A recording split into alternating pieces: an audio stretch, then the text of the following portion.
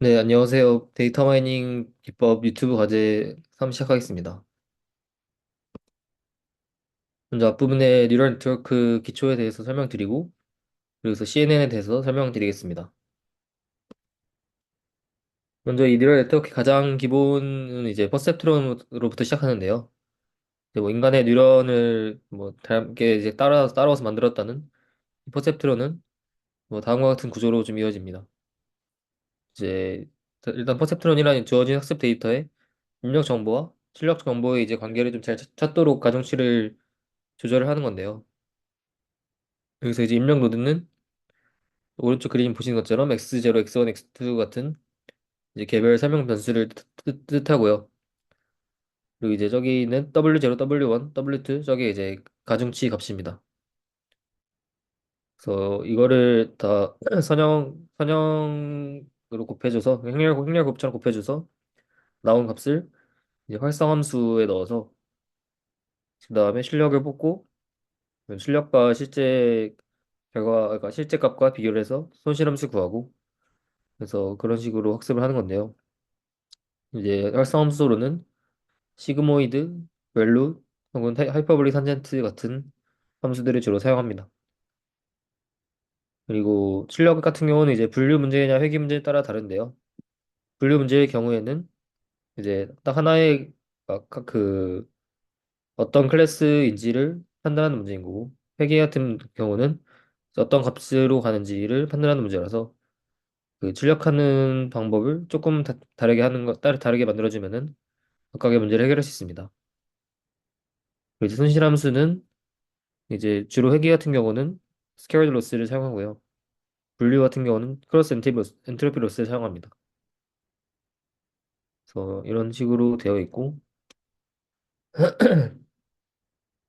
그래서 이제 그레디언트 디센트라는 개념이 나오는데 이건 이제 앞에 나왔던 그 손실함수, 비용함수를 가중치 값에 대해서 미분해서 그것을 이제 반대 방향으로 움직여가지고 이 비용함수, 손실함수를 가장 최적화하는 그런 과정입니다. 그래서 이 그레디언트를 계산할 때는 체인룰을 이용해서 계산하는데요. 또 먼저 체인룰 좀 파트에 보시면은 라운드 y 해분의 라운드 L 저 값은 이제 앞선 그 손실함수가 스퀘어드 로스일 때 그냥 단연 미분해 보면 이제 중학생도 알 수 있는 정도의 간단한 미분인데 이제 저렇게 나오는 걸 알 수 있고 그리고 이제 저 y 햇을 h로 나눴을 때도 이제 당연하게 저게 나오는 걸 알 수 있습니다. 그래서 그리고 이 아래에 있는 라운드 a분의 라운드 h는 저거는 이제 그 활성화 함수, 시그모이드 함수가 이제 저렇게 생겼는데, 시그모이드 함수를 미분을 하면은 1 플러스 x, 그러니까 익스포넨셜 마이너스 a분의 1을 미분하면은 저렇게 다음과 같이 되는 게 되고, 그거를 원래 시그모이드 함수 h로 표현하면은 저렇게 나오게 됩니다. 그리고 마지막으로 라운드 wi분의 라운드 a는 뭐 당연하게 이제 저렇게 나오게 됩니다. 왜냐면 곱한 값이라서 이렇게 나오게 되고, 그래서 결과적으로 라운드 wi분의 라운드 a를 계산을 하려면은 저렇게 체인룰을 통해서 위에서 구했던 것을 다 곱해주면 나오게 되는데요. 그래서 저런 값이 y 마이너스 y 곱하기 람다 곱하기 h 곱하기 1 마이너스 h 곱하기 xi라는 값으로 계산할 수 있습니다. 그래서 이제 저 그레디언트 값을 계산하고 저거의 반대 방향으로 적절한 값 알파를 곱해서 이제 가중치를 빼주면은 이제 거의 가중치가 최적화되면서 비용함수가 더 이제 낮아지게 됩니다. 그래서 다음으로 나오는 거는 멀티레이어 퍼셉트론인데요. 이거 이제 퍼셉트론의 한계를 해결한 모델입니다.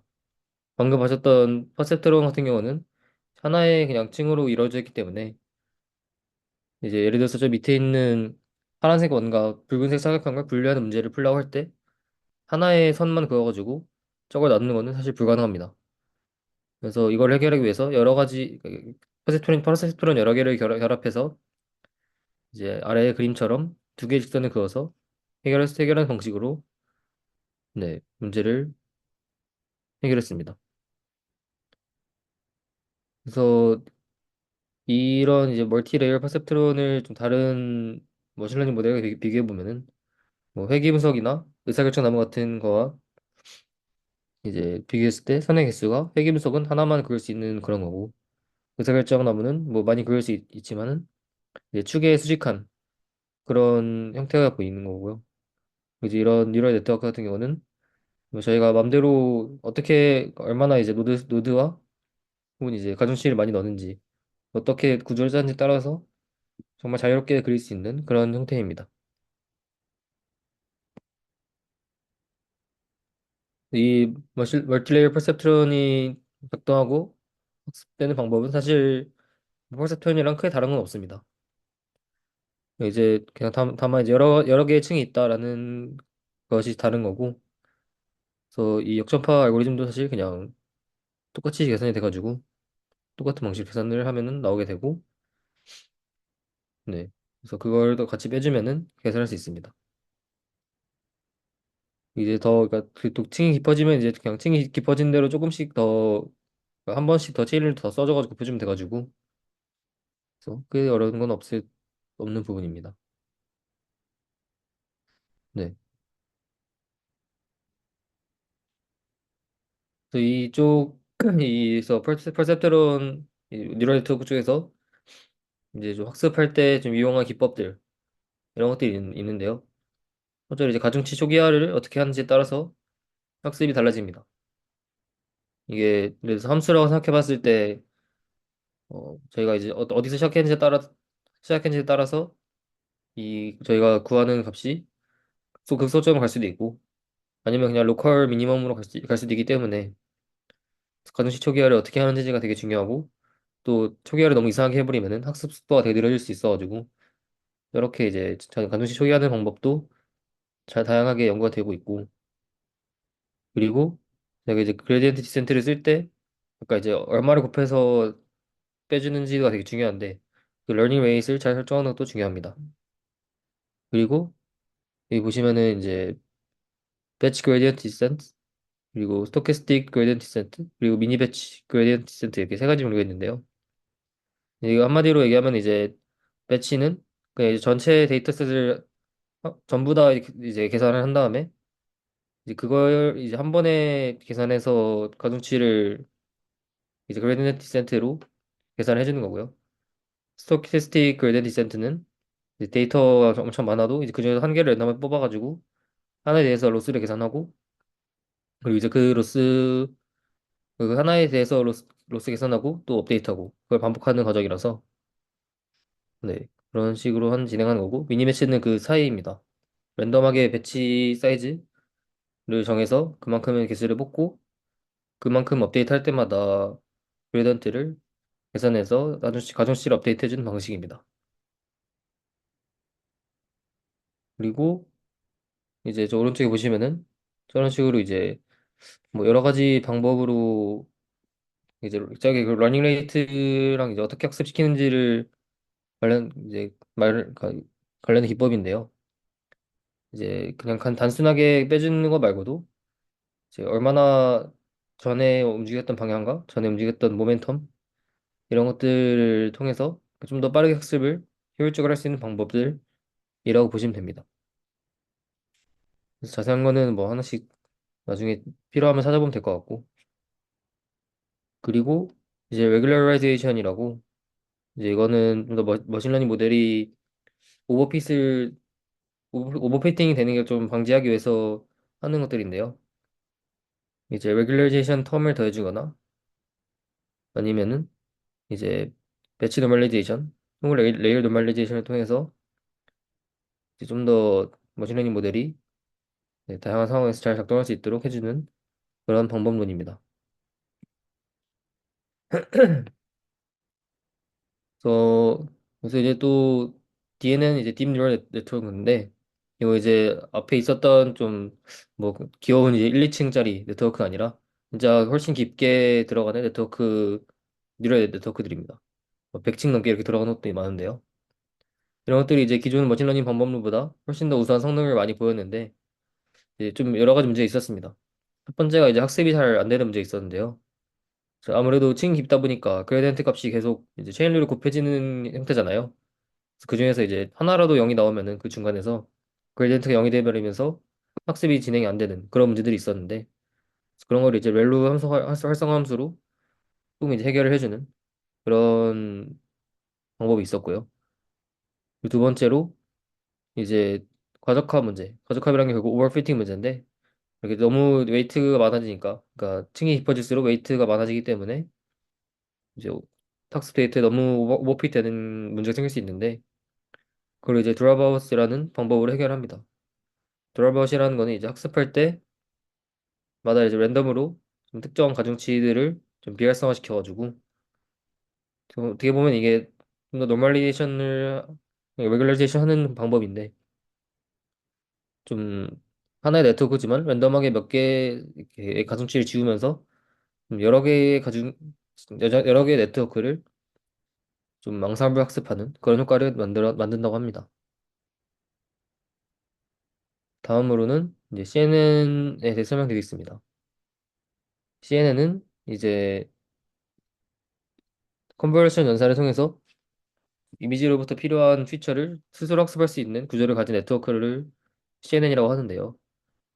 이 컨버전이라는 연산을 좀 확실히 알아야 될 필요가 있는데, 어, 이거는 이제 어떤 이렇게 큰 매트릭스가 있고, 그리고 저기서 이제 이쪽 작은 매트릭스 이제 커널 혹은 필터라고 부르는데, 필터를 이제 저 큰 영역에 대해서 한 칸씩 옮겨가면서 그 각각 엘리먼트마다 다 그러니까 같은 엘리먼트마다 곱을 해주고 그걸 다 더한 값을 이제 적어주는 그런 방식입니다.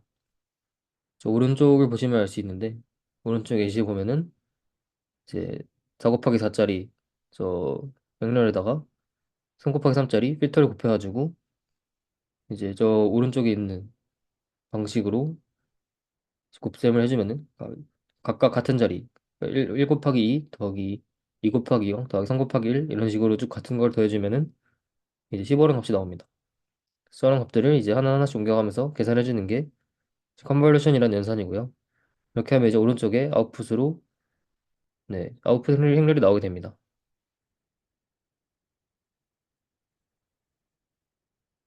그래서 그러니까 이게 왜 이제 이미지에서도 좋냐 하면은 사실 이미지에서 그냥 예를 들어서 이미지라고 하면은 저희가 512 곱하기 510짜리라고 하면은 512 곱하기 512 곱하기 이제 채널 수까지 해서 뭐 3이라는 이제 정말 많은 가중치를 이제 일일이 다 연결되어 있는 풀리 커넥티드 네트워크로 계산하게 되면은 너무 이제 웨이트가 많아지기 때문에 또 되게 비효율적이기도 하고 해가지고 이런 식으로 좀 인접한 것들만 한 번에 볼 수 있게 하는 그런 방식으로 이제 처음에 컨볼루션 네트워크가 생겼다고 합니다.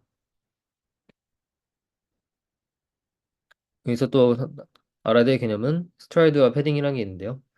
스트라이드는 간단하게 이제 아까 한 칸씩 움직인다 했는데 스트라이드가 2라고 하면은 한 칸이 아니라 두 칸씩 움직이는 그런 방식입니다.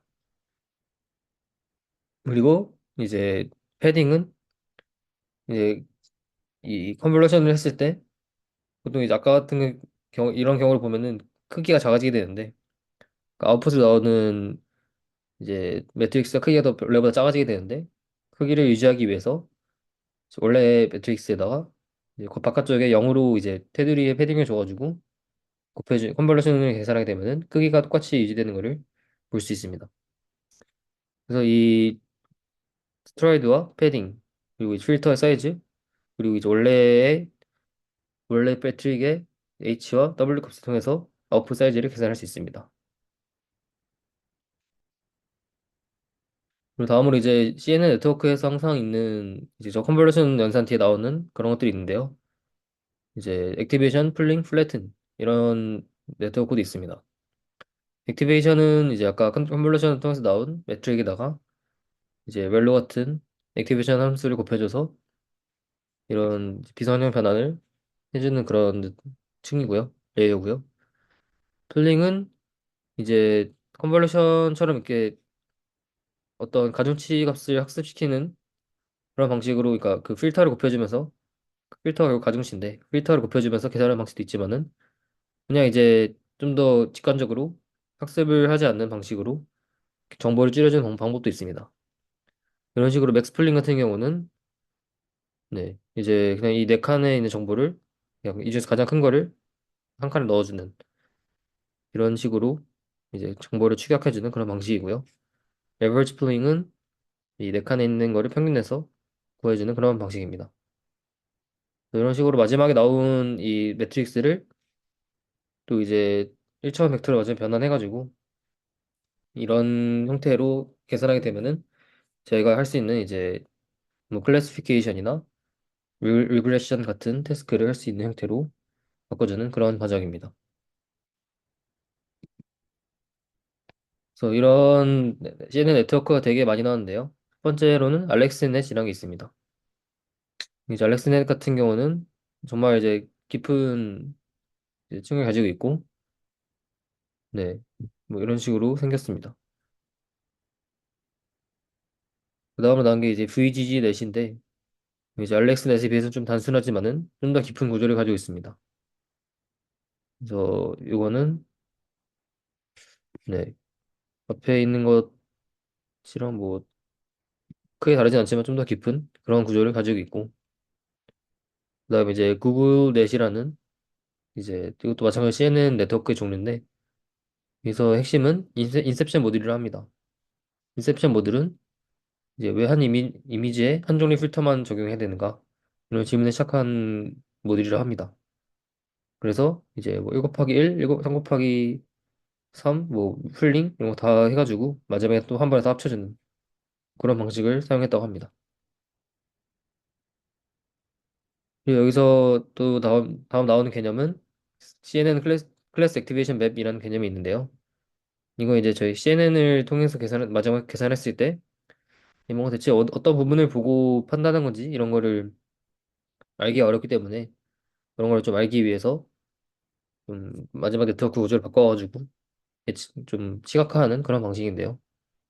그래서 마지막에 아까처럼 플래튼 해가지고 풀리 커넥티드 레이어를 만드는 대신에 여기서 이제 각 피처 마지막에 뽑힌 각 피처들을 이제 좀 글로벌 에버리지 플링이라는 방식으로 이렇게 각 피처들이 이렇게 이런 매트릭스 형태로 이루어져 있을 텐데 여기다가 저희가 어떤 웨이트를 곱해줘서 이런 식의 또 다른 매트릭스 나오게 되고 그래서 이거를 또 다 엘리멘트 와이즈하게 다 합쳐주면은 저희가 이제 어떤 부분이 저희가 아이언맨으로 판단하는데 가장 큰 영향을 줬냐 이런 거를 확인할 수 있습니다. 왜냐면 여기서 이제 가장 높은 값을 가지는 부분이 마지막에 이제 저희가 계산할 때 가장 영향을 많이 줬을 거기 때문에 그런 거라고 볼 수 있습니다.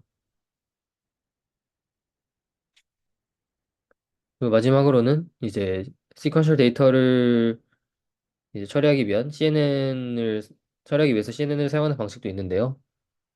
이제 시계열 데이터는 좀 이미지 데이터랑 다르게 이제 변수들 사이에서는 굳이 이렇게 큰 관계가 없습니다. 그러니까 시계열 데이터라는 거는 이렇게 시간축 오른쪽 시간축이 있고 아래쪽에 이제 각 시간별로 변수들이 이렇게 있는 건데 저희가 이제 이 이미지에서 했던 것처럼 이렇게 뭐 3 곱하기 3 필터를 이용해서 컨볼루션 계산하면은 저희가 인접한 변수들에 대해서도 이렇게 좀가 관계를 학습을 하게 되는 건데 그런 게 별로 의미가 없어가지고 이제 이 타임 시퀀셜 데이터를 계산할 때는 1D 컨볼루션 그러니까 이게 3 곱하기 3짜리가 아니라 이제 한 칸짜리 뭐 3 곱하기 1짜리 이런 걸로 각각 계산합니다.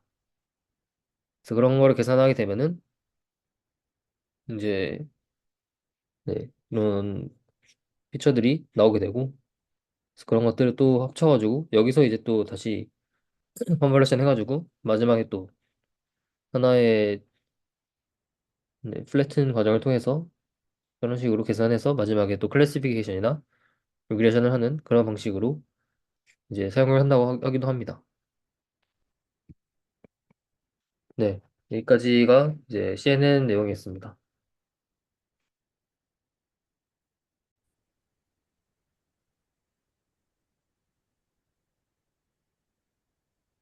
네.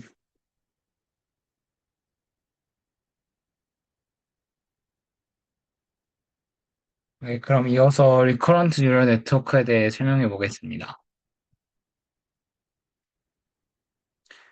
먼저 제가 RNN에 대해서는 RNN을 간략히 설명해 드리고 발전 순서에 따라서 LSTM, GRU, 어텐션에 대해 설명해 드리겠습니다.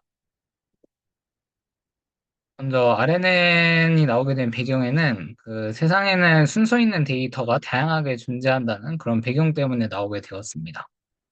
그래서 가장 왼쪽에 있는 비디오 데이터 역시 순서가 존재하고, 이외에도 음성 데이터, 그리고 자연어 데이터, 염기서열 데이터, 이런 데이터들은 모두 순서가 있으며 이 순서가 매우 중요한 역할을 차지하게 됩니다. 그러나 기존의 스탠다드 네트워크는 이런 순서 있는 입력을 처리할 때 좀 여러 가지 문제가 발생하게 되는데, 먼저 첫 번째로는 이 순서 정보, 그러니까 어떤 맥락과 같은 그런 정보를 활용하지 못한다는 게 가장 큰 문제이고, 그리고 이 순서 있는 데이터들은 대부분 이제 그 입력 데이터의 크기가 좀 다양한 그런 가변 길이의 데이터 있는데, 그런 데이터들을 처리하는데 역시 문제점이 있습니다. 그리고 세 번째로는 동일한 패턴이 나타날 수 있는 다른 위치의 데이터들을 파라미터 쉐어링을 하지 못한다는 점인데, 어찌 보면 순서가 있는 데이터지만 앞쪽에 있던 어떤 패턴이 또 뒤에도 나타날 수 있어가지고 그런 부분에 대해서는 같은 파라미터를 사용하는 것이 타당하지만 그런 것들을 고려하지 못하기 때문에 네, 스탠다드 네트워크는 문제점이 발생하게 됩니다. 따라서 이를 해결하고자 이전 정보, 그러니까 앞선 시점의 정보를 기억하도록 은닉층의 정보를 다음 시점의 은닉층으로 전달하자라는 생각을 하게 되었고, 그게 이제 리커런트 유럴 네트워크가 되게 되었습니다. 그래서 바닐라 RNN인 가장 간단한 RNN을 살펴보면은, 먼저 그림을 나타낼 때 보통 이렇게 XT를 입력받아서 YT를 출력할 때 그 사이를 이제 셀이라는 이 용어를 주로 사용하고, 그리고 셀 노드에 대해서는 자기 자신으로 들어오는 이런 엣지를 그리게 됩니다. 그래서 셀의 의미를 살펴보면은 은닉층에서 활성화 함수를 통해 결과를 계산하고 내보내는 역할을 하는 노드여서 RNN이 기본 단위라고 하고, 그래서 각각의 타임 스텝에서 바로 이전 시점에서의 은닉층의 RNN 셀에서 나온 값을 이렇게 자신의 입력으로 사용해서 이렇게 대기적으로 이제 수행하게 됩니다. 그래서 이렇게 자기 자신으로 들어오는 엣지를 그리게 된 것입니다. 그리고 오른쪽에 있는 수식을 살펴보면은 YT를 결정하는 요소는 이제 히든 스테이트의 어떤 가정치 행렬에 곱해지는 것이고, 마찬가지로 여기서도 확인해 볼 수 있는 것이 HT를 결정하는 요소로는 XT뿐만이 아니라 HT-1도 입력으로 받게 되어서 결국 학습되어야 되는 가정치 매트릭스가 이렇게 WHY, HH, WXH 이렇게 세 개를 하게 됩니다. 그리고 RNN은 입력과 출력에 따라 다양한 타입이 존재하게 됩니다.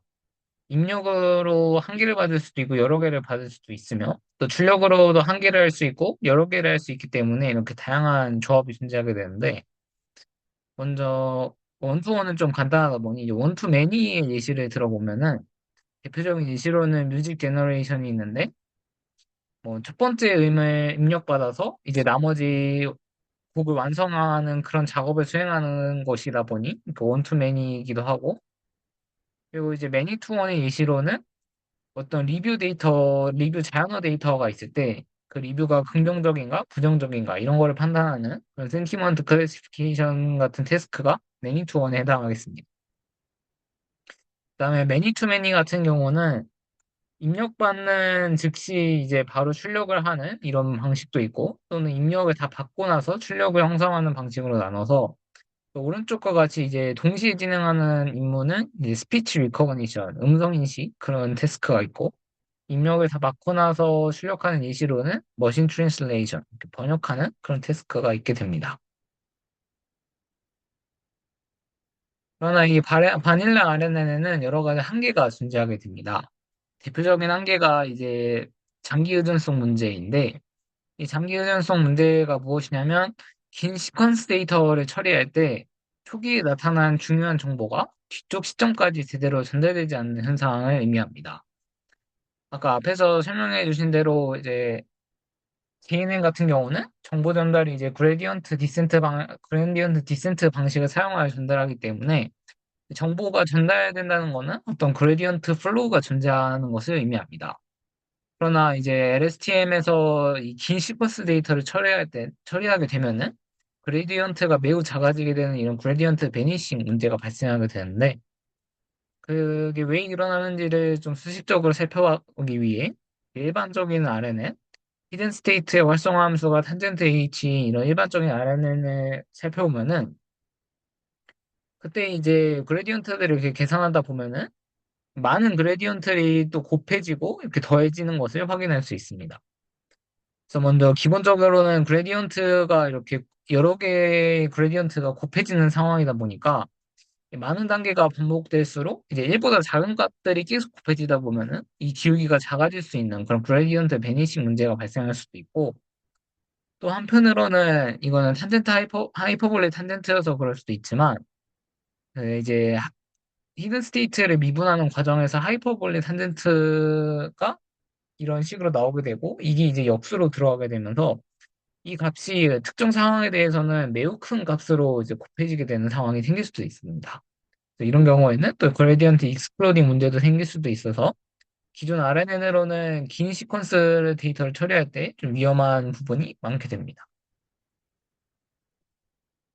그래서 이제 솔루션으로 마련된 것이 기존의 히든 스테이트 이외에 정보가 전달될 수 있는 다른 통로를 마련하자가 이제 LSTM이 되게 되고, 그래서 셀 스테이트라는 것을 아까 말한 그 통로가 되어서 정보가 RNN에 따라 장기적으로 전달되는 통로가 되어서 이제 LSTM의 핵심이 되는 부분이고, 또한 LSTM은 게이트라는 것을 도입을 하여서 정보를 관리하고 필터링 역할을 하는 그런 역할을 수행하는 게이트를 도입하게 되었습니다. 그 게이트 같은 경우는 시그모이드 레이어 아웃풋과 포인트와이즈 멀티플리케이션 오퍼레이션으로 이루어지게 되는데, 이제 X가 포인트와이즈고 여기가 이제 시그모이드 레이어 아웃풋이 되는데, 이제 시그모이드 레이어 아웃풋이다 보니 0부터 1 사이의 값을 이제 가지게 되어서, 그리고 그 값에 따라서 포인트와이즈 각 이제 데이터에 대해서 포인트와이즈로 곱해지다 보니, 만약에 1이면은 그 정보를 기억하겠다는 것을 의미하고 0이면은 이제 그 정보를 잊겠다. 이런 식으로 이제 정보 관리가 가능하다고 합니다. 그리고 LSTM에는 이런 게이트들이 총 설계 게이트, 인풋 게이트, 아웃풋 게이트가 있어서 이것을 좀 자세히 알아보면 하나의 그 반복되는 단위에 대해서 이렇게 풀겟 게이트가 먼저 가장 왼쪽에 자리하고, 물론 그림이다 보니 풀겟 게이트가 이제 가장 왼쪽에 있는 내용이고, 인풋 게이트가 가운데, 그리고 아웃풋 게이트가 이 오른쪽에 있는 내용이 됩니다. 그래서 이를 수식으로 나타내면은 오른쪽과 같고, 이제 시그모이드를 아까 말씀드린 그 기억을 하나 안 하나의 어떤 장치로 사용하고, 그다음에 하이퍼볼릭 탄젠트의 활성화 함수를 얼마나 기억하는가에 대한 그런 거를 제어하는 요소로 생각해서 각 게이트의 어떤 의미를 정성적으로 생각을 해보면, 먼저 펄게이트 게이트 같은 경우 이전 셀 스테이트 정보로부터 어떤 정보를 기억할 것인가를 관리한다고 볼 수 있겠습니다.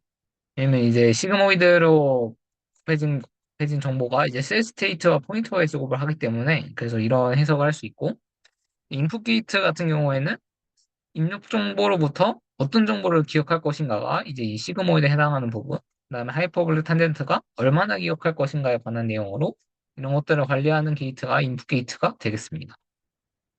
마지막으로 이제 아웃풋 게이트 같은 경우는 입력 정보로부터 시그모이드 활성함수를 거치기 때문에 무엇을 출력할지를 입력 정보로부터 결정을 하고, 그다음에 셀 스테이트로부터 얼마만큼 출력할지를 이 하이퍼볼릭 탄젠트를 통해 제어하게 되어서 이게 포인트 와이즈가 되어서 이제 HT로 나오게 됩니다.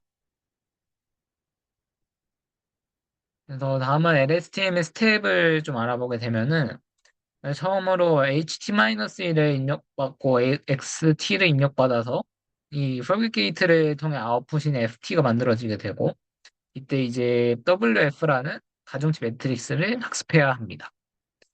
그다음에 두 번째 스텝에서는 마찬가지로 XT와 HT-1을 통해 이제 둘을 컴퓨트한 다음에 시그모이드 함수를 거치고 또 하이퍼볼릭 탄젠트 함수를 거치게 되는데, 이 과정에서는 WI와 WC인 이 두 개의 매트릭스를 또 학습하게 됩니다.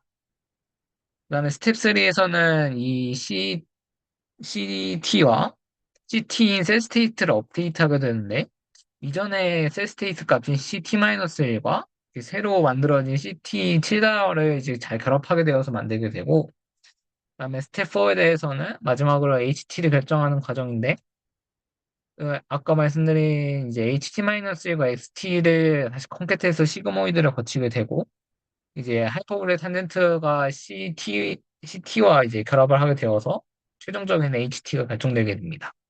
이때에도 이제 WO라는 매트릭스 학습하게 되어서 최종적으로 학습하는 파라미터를 다 알아보면은 이 웨이트 매트릭스 총 4개인 WF, WI, WC, WO가 되게 됩니다. 그 다음은 GRU에 대한 내용입니다. 이 LSTM에서 너무 내용이 복잡하다 보니 좀 LSTM을 좀 간단하게 해보자가 이제 GRU의 아이디어가 되고, 그래서 파라미터를 줄여서 연산 비용까지 줄이지만 성능 비슷한 모델을 만들어보자는 취지로 만들어지게 되었습니다. 그래서 GRU 같은 경우 게이티드 리커런트 유닛이어서, 아이고, T가 빠졌네요.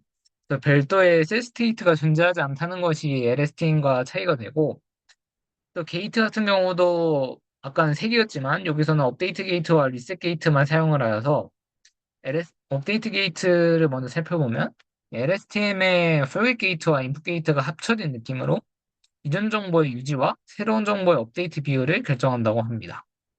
그 다음에 리셋 게이트 같은 경우는 이전 정보를 얼마나 초기화할지를 결정하는 거여서 이 수식을 좀 살펴보면은, 그래서 ZT가 결정되어야 되는 부분이 이제 업데이트 게이트여서 이 WZ를 학습하게 되고, 그다음에 RT가 결정되는 부분이 이제 리셋 게이트 영역이어서 WR 역시 학습돼야 합니다.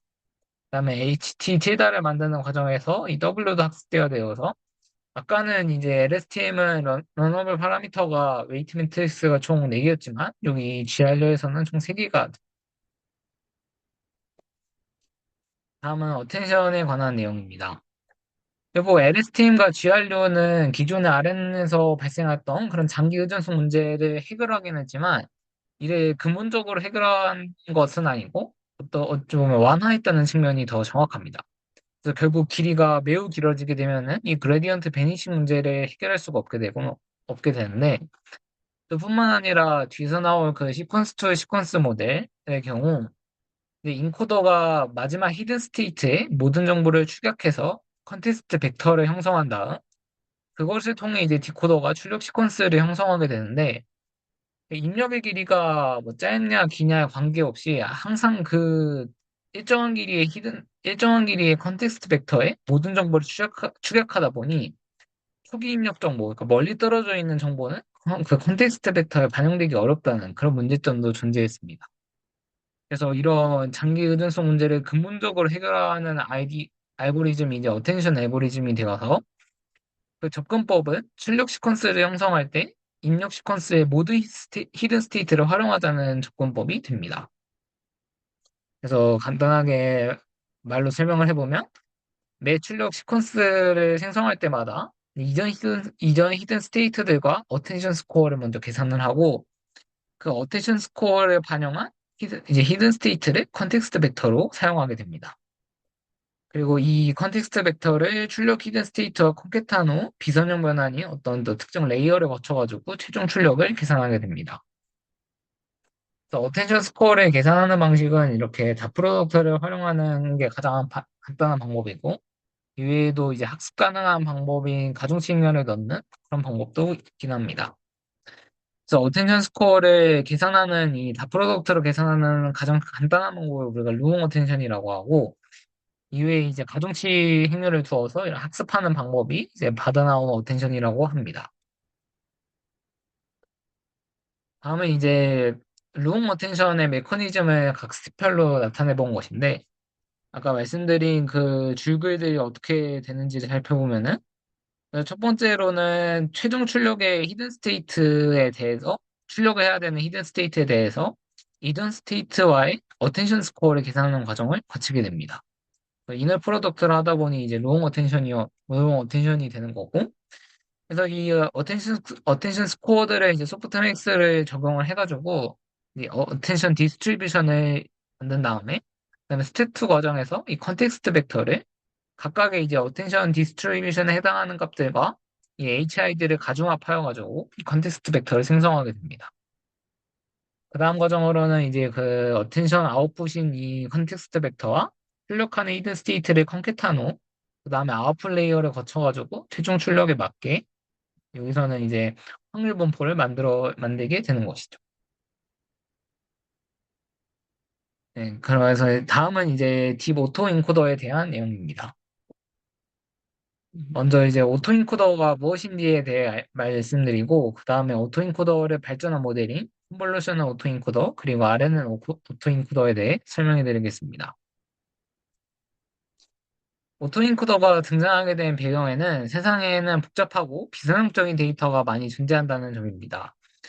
저희가 그 대표적으로 차원을 축소하는 방법으로 PC를 알고 있는데, 이 PC 같은 경우는 선형 변화를 기반으로 하다 보니 이런 복잡하고 비선형적인 데이터에 대해서는 그 구조를 잘 압축하지 못하거나 유의미하게 압축하지 못하는 그런 단점이 있다고 합니다.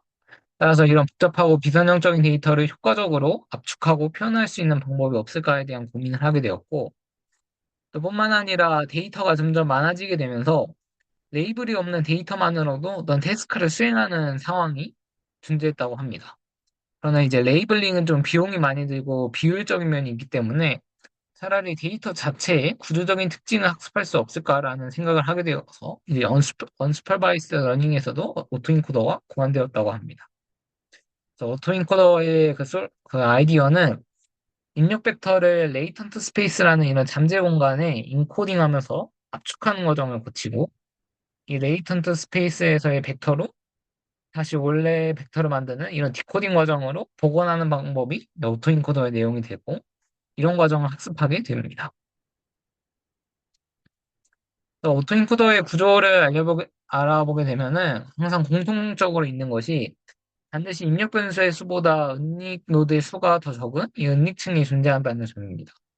이 은닉층이 존재하게 되지 않으면은 그 인풋 시퀀스의 크기에 맞는 부분을 이제 1로 연결하고 아닌 부분을 0으로 연결하는 그런 트리비얼 솔루션으로 완벽하게 복원이 되기 때문에 그래서 이런 층이 반드시 존재해야 되는 것이고 그리고 오토인코더의 로스 펑션 같은 경우는 원본 데이터와 얼마나 잘 복원하냐의 그런 목적을 갖고 있기 때문에 그 원본 데이터와 복원된 데이터의 차이를 말하는 이 리컨스트럭션 에러인 이런 식처럼 이제 로스를 만들게 됩니다.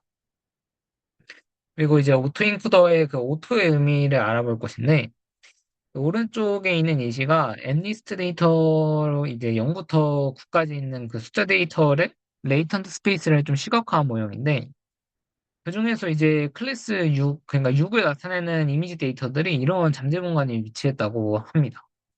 그래서 이 잠재 공간에 위치하는 이 벡터들에서 각각의 그 값들을 변화시키면서 그러니까 레이턴트 스페이스의 그 값들을 변화시키면서 디코더를 통과시켰을 때 어떤 그림이 생성되는가를 이렇게 쭉 그려본 것인데 좀 해석을 해보면은 X축에서 약간 의미하는 바는 좀 어떤 두께를 의미하는 것 같고 그다음 Y축에서 의미하는 바는 좀 그 아래 있는 6의 아랫부분에 좀 뭉친 정도를 의미하는 것 같지만 결국 이는 그 두 개의 벡터에 대해서 모델이 스스로 학습한 결과이기 때문에 정확한 답은 우리가 알 수 없습니다. 즉, 학습 과정에서 데이터를 최대한 잘 복원할 수 있는 표현을 모델이 스스로 학습하여 데이터를 압축하여 했기 때문에 오토라는 자동화라는 그런 단어가 들어간 것이라고 합니다. 그다음은 이제 오토인코더의 활용 예시를 말씀드릴 것인데 먼저 첫 번째로는 노이즈 제거를 하는 것입니다. 오토인코더가 앞서 말씀드렸다시피 최대한 잘 복원할 수 있는 표현을 학습한다는 것은 결국 그 데이터의 중요 특징에 대해서만 인코딩하는 것을 의미합니다. 따라서 이렇게 노이즈가 데이터에 포함된 이런 데이터라 하더라도 결국 레이턴트 스페이스에 인코딩을 했을 때는 그런 노이즈 부분은 제거됐을 거다 보니 복원된 데이터에서는 노이즈가 제거된 채로 복원됐을 거다라는 해석을 할 수 있습니다. 따라서 실제로 그 엠리스트 데이터로 압축을 아니 엠리스트 데이터로 만든 오토인코더에다가 이렇게 노이즈인 데이터를 넣었을 때 잘 복원되는 것을 확인할 수 있습니다. 그다음 두 번째 활용해 시는 이상치 탐지에 대한 내용입니다. 마찬가지로 이제 오토인코더가 데이터의 중요 특징에 대해서 인코딩했다는 걸로 출발을 해서 그러면 이제 복원한 데이터는 정상 데이터와 비슷할 것인데 어떤 데이터가 들어오더라도 복원한 데이터는 정상 데이터와 비슷할 것인데, 그런데 복원된 데이터와 차이가 크다면은 이제 그 입력 데이터와 복원 데이터가 이제 유의미한 차이가 존재한다는 것을 의미하기 때문에 이 이상치로 판단하는 그런 프로세스입니다. 예시를 살펴보면은 이런 이제 이상치가 있는 샘플에 대해서도 결국에 아웃풋은 원본 데이터와 비슷한 이미지가 되는데 둘의 차이를 나타내는 이 디퍼런스에서 이렇게 유의미한 차이가 발견하게 되면은 어노멀리로 분류를 하게 되는 것이죠. 그 다음 예시는 제너레이팅 데이터입니다. 마찬가지로 이제 오토인코더가 데이터의 중요 특징에 대해서만 인코딩하는 것에서 출발을 하여 이 중요 특징에 약간의 노이즈를 더한 벡터로부터 이제 입실러닝이라는 그런 노이즈로 더한 벡터로부터 원본을 복원하는 이런 디코더를 학습한 다음에 그 다음은 이제 인코더를 제거하고 이 레이턴트 스페이스의 벡터만 달리하면서 이제 그리고 이제 디코더 입력을 해서 데이터를 생성하자는 접근 방식이 이 데이터 생성 예시가 될 것 같습니다. 그래서 그냥 간단하게 이제 V라는 모델을 가져온 게 이제 왼쪽 아래의 그림이고 오른쪽이 실제 그 V로 만든 모델인데 실제로는 간단한 VA로는 이렇게 입력 이미지들보다 좀 블러 처리된 듯한 이런 이미지를 만드는 그런 문제가 있다고 합니다. 그리고 이런 그 문제들을 점점 해결해가지고 결국 지금 많이 쓰이는 모델이 디퓨전 모델이 되는 것이죠. 그 다음은 컨볼루셔널 오토 인코더입니다. 컨볼루셔널 오토 인코더는 CNN과 오토 인코더를 결합한 것인데 모티베이션은 제가 DNN에서 CNN을 넘어갈 때 이게 컨볼루션을 썼던 것처럼 오토인코더에서도 컨볼루션을 써오자는 접근 방식이 되겠습니다. 그래서 앞에 있는 그 오토인코더 내용은 결국 입력 데이터가 이미지를 하더라도 이렇게 1차원 벡터로 플래트하는 과정을 쓰게 되는데 여기서는 이제 컨볼루션을 수행해가지고 압축하는 방식을 사용하게 됩니다. 그래서 이 인코더 부분은 마치 CNN의 그 포워드 패스와 매우 유사하게 되고 유사한 게 아니라 거의 동일하다 봐도 되는 그런 영역이고 반면에 이제 디코더 부분은 이 압축한 데이터를 통해 다시 원본 데이터의 크기에 맞게 복원하는 과정을 거쳐야 합니다. 이 부분이 좀 고민을 해봐야 되는 내용인데 그 디코더를 수행하는 방식으로는 알려진 게 이제 언플링 방식하고 트랜스포스트 컨볼루션이 있습니다.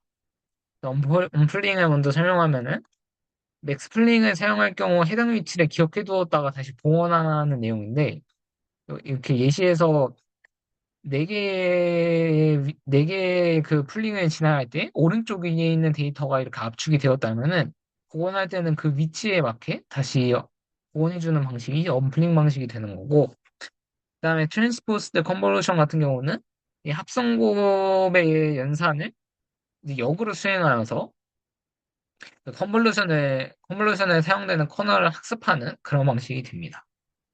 트랜스포스드 컨볼루션을 좀 더 자세히 설명을 해보면 먼저 인풋이 i, i 이미지라 하고 그 인풋을 컨볼루션을 할 때 스트라이드는 s, 커널 사이즈는 k, 패딩은 p라고 가정을 해보겠습니다.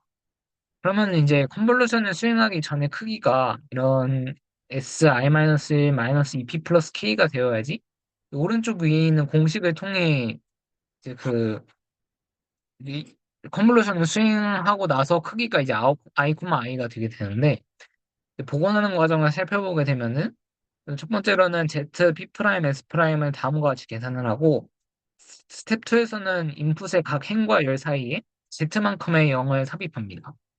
그래서 i, i였던 이미지가 i-1, Z, i-1 곱하기 Z만큼 이제 늘어나게 되고 그 다음 스텝 3에서는 P 프라임만큼 패딩을 해가지고 다시 이 크기에다가 플러스 2P 프라임만큼 증가를 하게 됩니다.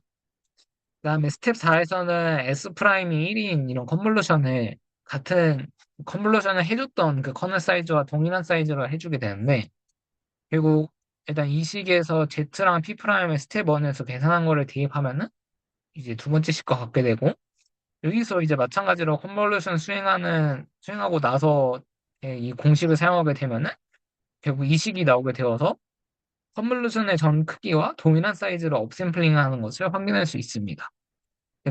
근데 여기서 뭔가 좀 흥미로운 지점은 컨볼루션을 했을 때의 커널과 나중에 이 학습되는 이 커널과는 전혀 관계가 없고 서로 따로따로 학습을 하게 되는 것이죠.